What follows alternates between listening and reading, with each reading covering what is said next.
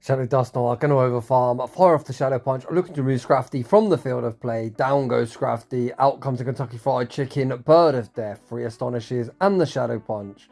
Talonflame with no shields, doesn't appreciate the first. We can throw 1 Astonish and the next Shadow Punch, and that Incinerate will not register.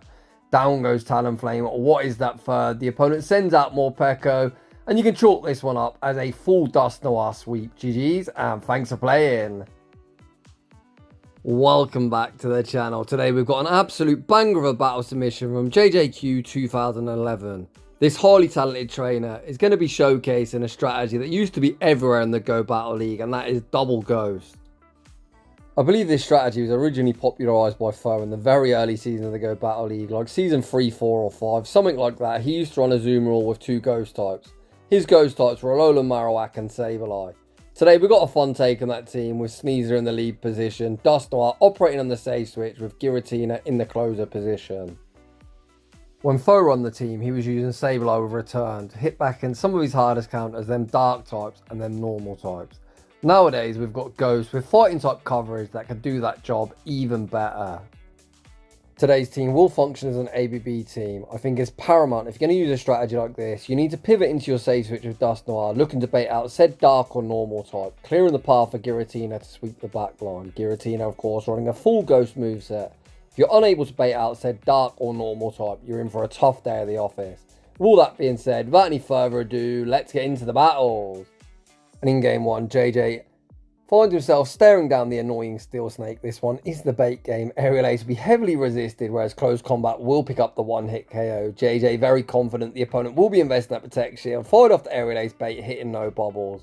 The opponent debuffs our defense, but only reaching one further move, so we are full sending. Does the opponent respect the damage? They do not. Get that Steelix off my screen. The opponent then sends out Poliwrath. Poliwrath in Season 23 is certainly a choice. The entire team today has a fighting type resist. Sneasler single resist fighting, whereas the Ghost Boys double resist. Quite surprised to see us bring out Giratina here, as we are a dragon type, meaning the Icy Wind would be super effective. Dusknoir would have only took neutral, but Giratina undeterred withstands the damage, fires off the Shadow Ball, almost picking up the one-hit KO, with then slot with Dusknoir to get a very nice energy lead. What is this on my screen? We've got a dancing Ludicolo. Some mad spice from the opponent. I guess this person really had enough of all the ground types running around. Dusknoir going to fire off the Shadow Punch. Shadow Punch will be forcing the final protection. Looks like JJ here having some fun, playing with his food. Ludicolo does get the full Razor Leaf farm down. However, this thing takes about 66 years to reach charge moves, only reaching 1. We're going to shield up the Scold, fire off the Shadow Ball once again, hitting no bubbles, but Shadow Ball will be all she wrote. GG's that opponent. Heading into the next battle, we lead Sneasler into Shiny Fortress. Another thing this team does very well into is anything using a bug type quick move. Sneasler double resisting these bug bites right off the bat. We full send the close combat. Oof, almost a one-hit KO. We attempt to snipe with Dusknoir. Snipe attempt unsuccessful, but the opponent sends out something else using a bug type quick move, and we are sitting in a very dominant position. Usually when you use Dusknoir, despite Shadow Punch getting same type attack bonus, Dynamic Punch in neutral situations will do more, but of course against the bug, fighting is resisted. However, we are able to take that mid-game matchup. What is going on here? It's like we're shoutcasting Ty in the old days. Speaking of which, Ty will be making a return this week. It's been a hot minute since I shoutcast his battles, but he's back and that is coming soon. Our poor opponent in this battle is probably thinking, I've seen 2 things already using a ghost type quick move. Jellicent should be in a good position to sweep, but unfortunately for this opponent, the entire team is using a ghost type quick move. We're going to shield up the serve. It looks like we attempt to throw the bad manners, double resisted close combat. The opponent's had enough and they concede the match. Heading into the next battle, we see Dusclops in the lead position. Despite us using Shadow Claw as our quick move, him is super effective. This is definitely more of a neutral or negative matchup, as you can see just by how much that damage did. Wait, hold up. We are full sending against Drapion. Common Train is just an aerial ace. Bang! No! How did they survive? Drapion tanking a Shadow close combat off Sneasler is kind of mad, you know. Holy.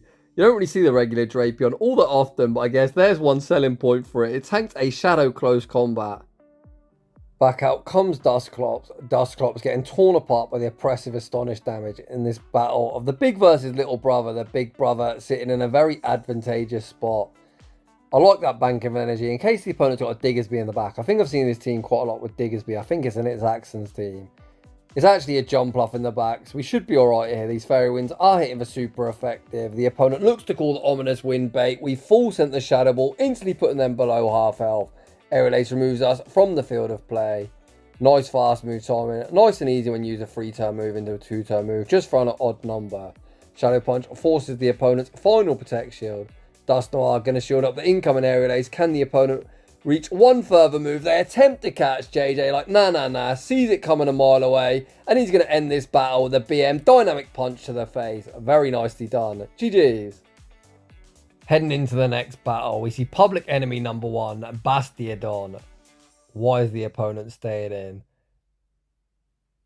Come on. I think this always goes shielded, but please. Ah, what a disappointment. Despite Sneasler harshly lowering its own defense, I think we can still reach 2 further close combats. Sneasler looks to farm up. The opponent actually this time is the one that makes a savage catch. A double resisted close combat onto Dusclops. Nicely done. I hate to praise Bastiodon users, but that was a nice catch. It absolutely kills me to say that. JJ, undeterred, once again sends out the big brother to bully his little brother. Fires off the Shadow Punch. Shadow Punch forces the opponent's final Protect Shield. Shadow Punch actually isn't going to be lethal, and hopefully we can Astonish farm down before they Hex farm us down. Unfortunately, it does end in a simultaneous KO. We've now got ourselves in a shieldless game. In the guessing game, JJ guesses correctly, sending Sneasler back out to greet Bastiodon. This time, close combat will be landing on its intended target. We're able to pick up that one-hit KO. The opponent sends out Victory Bell. Victory Bell doesn't fancy the smoke against Giratina, and they concede the match. In the next battle, we see Sneasler into Kentucky Fried Chicken, Bird of Death. 7 Shadow Claws and the Aerial Ace for optimal fast move time. And Aerial Ace forced to Protect Shield, and we see the pivot into Dusknoir. Dusknoir instantly going to return that shield, blocking up the incoming Flame Charge. Flame Charge now vamps up their attack, meaning these Incinerates will really start chunking. But the Astonish is already chunking, to be fair, and I think we're only going to have to take one more. JJ is down both Protect Shields, but his energy is pretty universally useful until Hisuian Zoroark enters the game. I think next week it's currently unwallable. Hisuian Zoroark's got a mad typing, a normal and ghost type, meaning they're going to single resist both fighting and ghost respectively, meaning stuff like Dusknoir isn't going to be as safe as it used to be. But with all that being said, it's going to be super squishy, so you can probably still dynamic punch it to the face and you'll be alright. As always, I've gone off on a mad tangent, and I'll be honest, not entirely sure what's going on in this battle. We just missed out on the Shadow Punch. Is the opponent lagged out here? What's going on? Out comes Dugong. Did that lag just save us? Can we reach 2 Shadow Balls?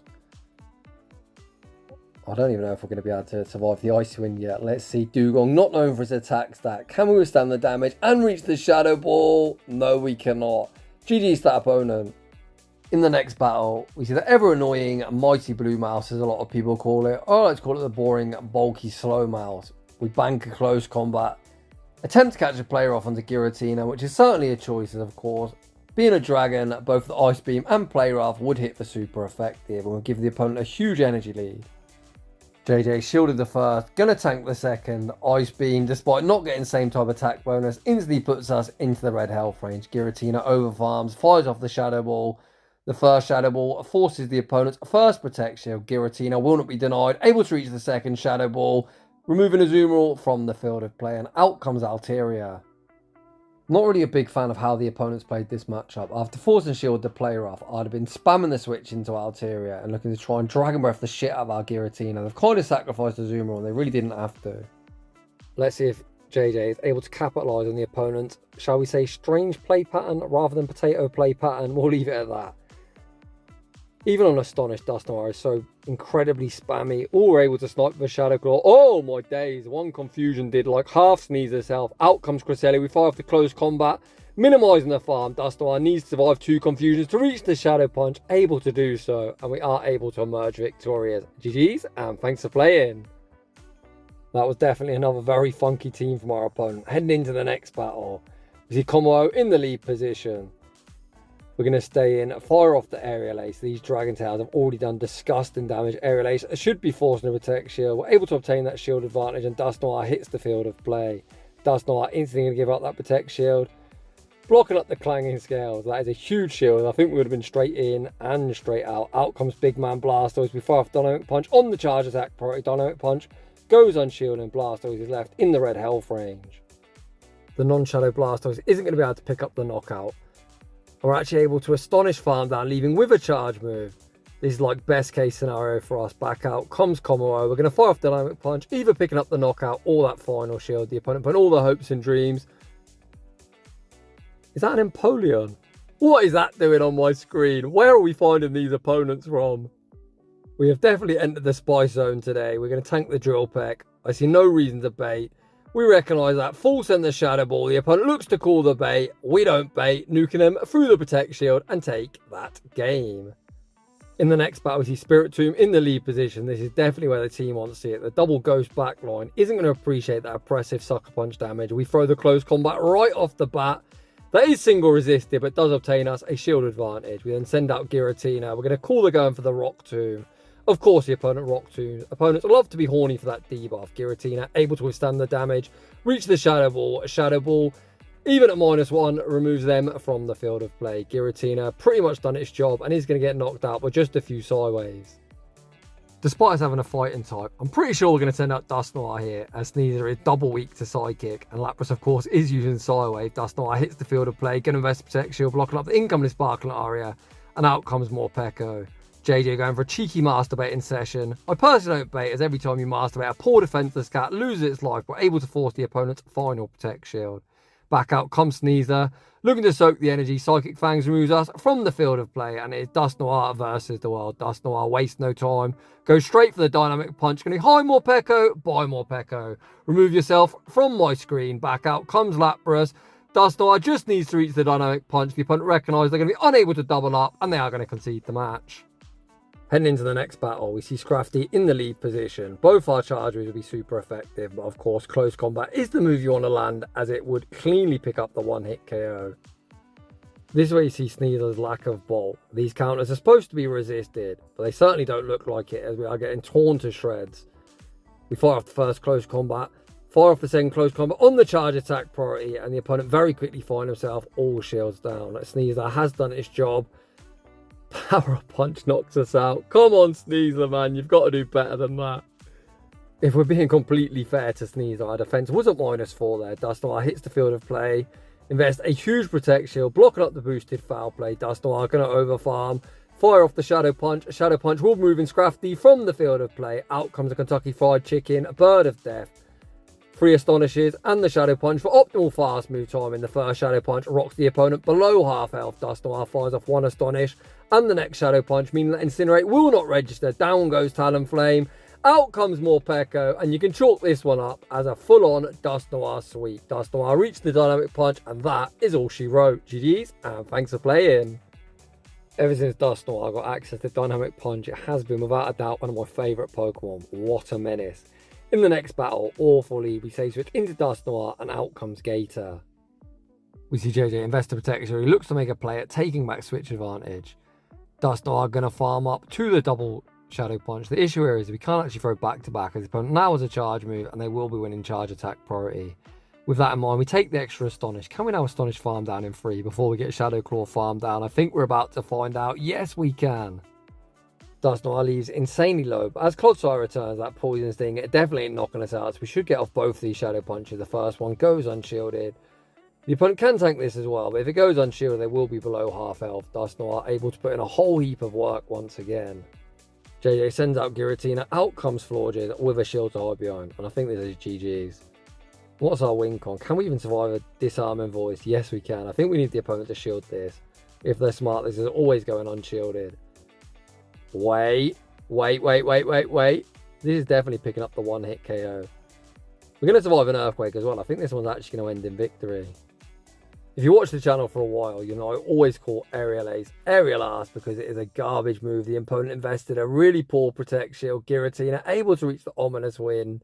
And that shield decision is going to flip the matchup on the head, with JJ able to emerge victorious. Heading into the next battle. Oof, Golurk, we need to retreat. Get out, get out. We're going to say switch into Dusknoir, and out comes Lapras. This is definitely a flippable matchup. JJ wastes no time, goes straight for the Dynamic Punch, looking to either pick up a one-hit KO or apply some shield pressure. The opponent obliged, putting up that protection. It's like JJ's happy with our contribution. Sparkle Aria picks up the one-hit KO on us, and out comes Giratina, looking to get ahead in energy. Kind of surprised to see JJ go straight for the Shadow Ball. Potentially I would have invested in Protection and just looked to farm up as much as I physically can, but we're able to land the Shadow Ball and get the Shadow Claw farm down. The opponent sends back out Golurk. Now that is certainly a decision. What the heck is in the back that you're going to send Golurk into a Shadow Claw user? What is in the back that you're going to sacrifice this Golurk? We're going to fire off the Ominous Wind, force the Protect Shield. They don't even reach another move. Giratina gets the farm down. Out comes Blastoise. Why would you not send Blastoise into Giratina and keep Golurk for Sneasler? Again, not really sure on the opponent's play pattern, but it kind of is what it is at this point. Now Fight Club's been unbanned. I'm tired of approving posts where people are like, oh, there's so many cheaters. The algorithm against them, all this nonsense is the reason why they don't rank up. When in reality, I think the most common cause for not ranking up an elo is potato plays and user error, but that is definitely a different subject. In the next battle, we see Sneasler into Kommo-o. We fire off the Aerial Ace, then see a simultaneous swap with JJ very much coming out on top. Dusknoir fires off a Dynamic Punch, rocking Fortress into the red health range. The opponent doesn't even get off a charge move. We're able to Astonish farm down. Back out comes Kommo-o. Kommo-o looks to deny the energy, and Clanging Scales will certainly do that. Not entirely sure why I just called this thing Kommo-o. It's obviously a Kommo-o. I did call it Kommo-o originally. Clearly I'm tired, man. This new job is killing me off. I just said how people make excuses for why they don't rank up. It looks like I'm making excuses for not being able to remember the names of Pokemon. ABA Dragon. Uh-oh, we're in trouble. We go for the Ominous Wind bait. The opponent call the bait as well. I think that's curtains for us. There's no chance we survive enough Dragon Breaths to reach a third Ominous Wind, do we? Well, actually, maybe we do. No, we just die short. GG's to that opponent. Heading into the next battle, where I'm sure my commentary will be just as shambolic as all the other ones, we see Sneasler into Dragonair, Shadow on Shadow Crime. Holy cow, we get some lag, and look at that, by the time we reach an Aerial Ace, we're already below half health. We fire off the Aerial Ace, obtain that shield advantage, and then see the pivot into Dusknoir. Nice fast move timing from the opponent. We're actually not going to shield this either. Oh my gosh. If the opponent shield this Dragonair could potentially run through the team. Thankfully, they do let it go. The opponent then sends out Typhlosion. Giratina hits the field of play and is going to have to do the heavy lifting, but out comes a Shadow Golurk. You couldn't ask for a better third. Giratina fires off the Ominous Wind. Ominous Wind forces the opponent's final Protect Shield. We then farm up, make a savage catch, back onto Sneasler. That is a back-breaking catch. Giratina now can just go for the one shield. Full Shadow Claw farm down, and Shadow Typhlosion likely dies to a Shadow Ball. That thing is made of paper. Giratina gets that farm down. 2 Shadow Claws and the Shadow Ball for optimal fast move timing. Shadow Ball gonna pick up that one-hit KO, and we're able to take that game. Heading into the next battle, we see Cradily in the lead position. This opponent still opting for Bullet Seed. Bullet Seed does generate a bit more energy, but I've really enjoyed the Acid variant this season. In general, I think 2-turn moves are just better than 3-turn moves, and Acid does help out against stuff like Drapion, as that Acid does start to chip over time. We fire off the close combat, forcing a Protect Shield. The opponent looking for the Bullet Seed farm down. Sneasler says no, reaches the next close combat. The opponent 2-shield Cradily, and we see the pivot into Dusknoir. We see the instant no shield deployed. Despite JJ having 2, he's not interested in shielding up the Rock Tomb. The opponent then tried to catch a Shadow Punch onto Dugong. And trainer, you're in trouble. All you catch is that Dynamic Punch to the face. The opponent attempting to Ice Shard farm down Dusknoir. Still not done. Gonna fire off the Shadow Punch. Shadow Punch, even at -1, removes Dugong from the field of play. And out comes the Quagman. A 2-shielded Giratina is completely unbeatable at this point. We attempt to make a catch attempt unsuccessful. JJ looking for the shield flex. The opponent fire off the Mud Bomb. I wonder if it's Mud Bomb Stone Edge or Mud Bomb Aquatail. I guess we're never going to know. A Shadow Ball going to pick up that one-hit KO. Back out comes Cradily. The opponent really praying JJ has a heart attack, because that is literally their only win con at this point. We all know he's alive and well, hence some shoutcast in these battles. We're able to Shadow Claw farm down and take that game. Heading into the next battle, we see Azumarill in the lead position. Somewhat of a problematic Pokemon. Azumarill not really the hardest hitting Pokemon, but can hit. Giratina is super effective, and Sneasler just can't tank a hit to save his life. We catch the Ice Beam onto Dusknoir. The opponent tries to return the favour, making a catch themselves. JJ holds his energy, fires off the Dynamic Punch on its intended target, and Diggersby instantly gets rocked below the half health range. The big fat bunny doesn't fancy tanking another dynamic punch to the face. The opponent fires off the fire punch, moving Dusknoir from the field of play. Back out comes Sneasler. Very nice overfarm, throwing the close combat on the charge attack priority. We bank the close combat for the road, see the pivot into Giratina. Giratina with 2 shields to hide behind. Going to be invested one here. The opponent full send the play rough, then send out Primate. You can't shield the first Rage Fist, of course. It comes with 100% chance of amp up your attack, meaning subsequent ones after this are going to do more. The opponent still with 2 shields to hide behind. Oof, Savage, call the Ominous Wind bait as well. Giratina Underturn going to go for the next Ominous Wind, finally stripping a Protect Shield off the opponent. Where do we burn our final? We're going to see JJ invest a Protect Shield, blocking up the Rage Fist. We then pivot into Sneasler. Sneasler able to get the snipe. Okay, the opponent doesn't want the work. I think they still had a chance of winning that game. Perhaps not. Whoa, what is going on here? We have a Lowland Golem on my screen. I'm guessing this is a bonus battle. Look at this Mudshot damage as well. You can tell Golem, not really the bulkiest Pokemon, although we do call the Sludge Bait like a savage. We're now at the double Wild Charge.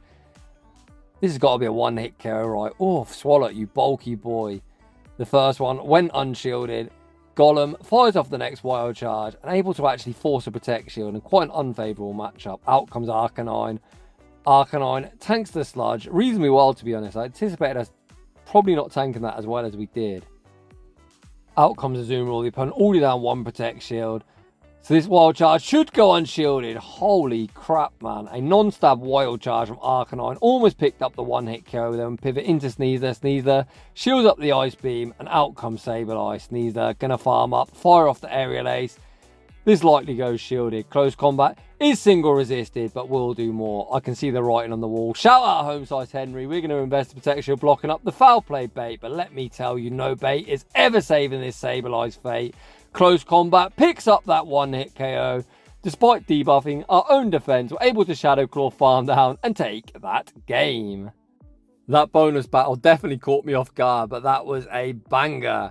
A huge shout out to JJ for bringing us a very fun battle submission in the Open Great League. So if you're enjoying the content, smash that like button. If you're new, consider subscribing. If you like your battles featured on my channel, a link to my battle submission form is down below. And as always, a huge thanks for watching, and I'll see you all in the next one.